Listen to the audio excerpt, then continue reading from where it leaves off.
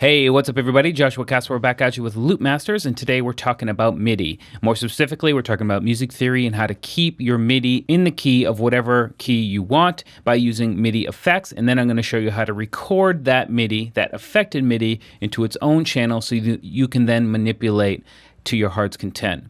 So I've got a chord set here with just the Lounge Lizard electric piano VSTI on it, and the chord set is properly labeled as D sharp minor. So let's go ahead and listen real quick.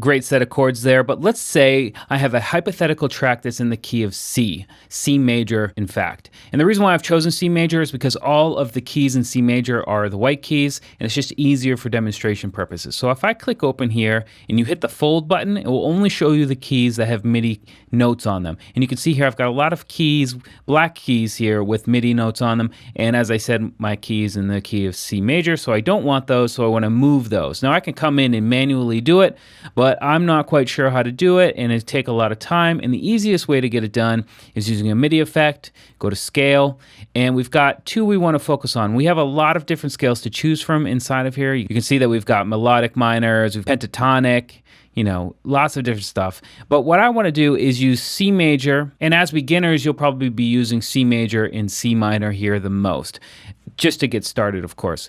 So what I want to do is drag C major on here, and I can choose any bass I want. But as I said, I'm in C major, so I'm just going to leave it on C now. And what this thing does is the MIDI happens and then passes through this effect and then into the VSTI. And if the MIDI note is not in the scale I've chosen here, I'm in the major scales and I've chosen C. If it's not in the C, it's going to push it up or down a half step to make sure it fits inside of the key that I've chosen.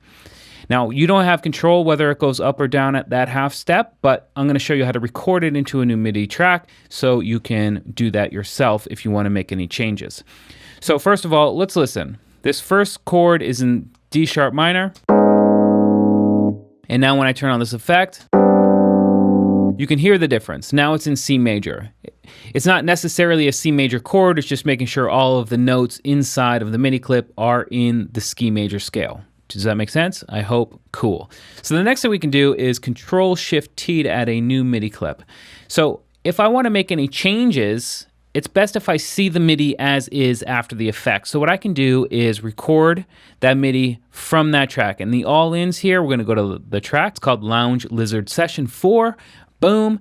And this is important. You want it on post-effects. If you do pre-effects, it's not going to record the effect here. This is a MIDI effect, and you need to record it after the MIDI effect, because if you don't, it's going to be before, and you're just going to duplicate this MIDI. So make sure it's post effects. It should be. You should be good to go. Let's go ahead and record it.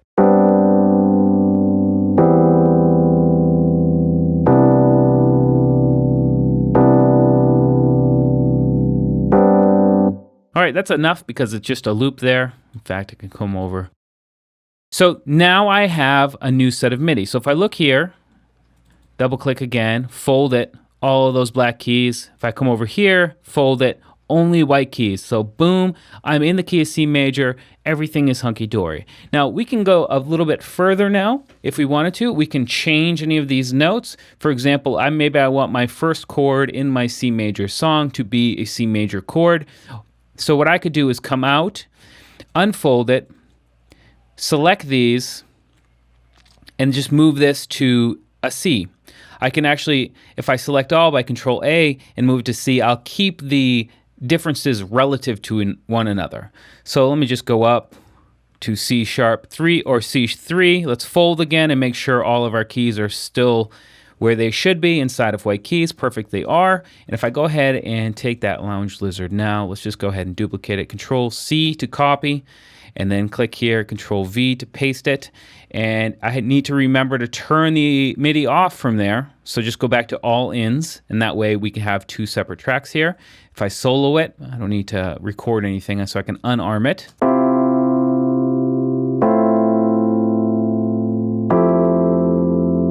So that's where we are now, and this is where we started. D sharp minor, now we're in C major. We might want to rename the MIDI clip here, whatever chords, C major. Boom. So now we're good to go.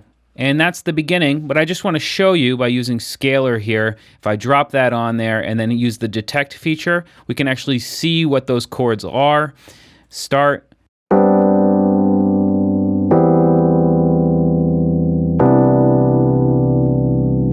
So we have a C major add 11th, very complicated, nice chord, and then an F major 7th, and then an F major 9th. And that's what we have, and that's what we've created using the MIDI effects built right into Ableton Live, recording that MIDI, and then making a few changes. So as I said, I wanted my first chord inside of my C major track to be a C major, and it is.